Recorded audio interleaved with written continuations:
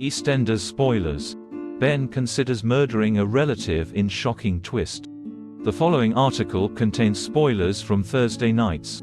It was only a matter of time before Peter Beale's return to Albert Square would see him come face to face with sworn enemy Ben Mitchell.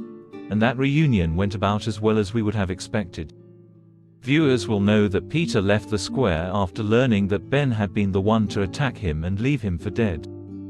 If that wasn't bad enough, grandmother Kathy Beale took Ben's side and urged Peter not to go to the police. After a big family row, Peter went back on his word and had Ben arrested, leading Kathy to disown him. It was then that he left Walford, taking Kathy's savings with him, and declared that the Beales were no longer his family. Now, having learnt that he has two sisters living in Albert Square, Peter has returned, and it seems that making amends with Ben isn't his top priority.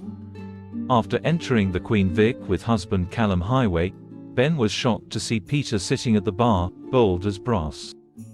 It wasn't long before the pair was sniping at each other, with Ben asking if Peter was only back because he knew Kathy was away. Peter retorted by asking if they ever caught the lowlife that had been beating people up, which clearly touched a nerve with Ben, who is quick to lash out.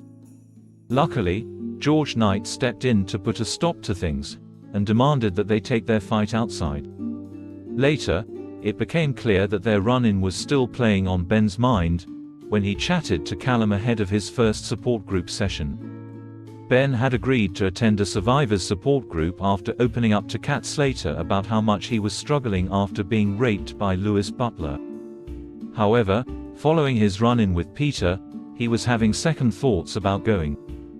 He explained to Callum that he had imagined himself hitting Peter over the head with one of his tools from the garage and watching him bleed out, and felt as though he couldn't go to the support group and tell them he's come through the other side, when he was having thoughts like this.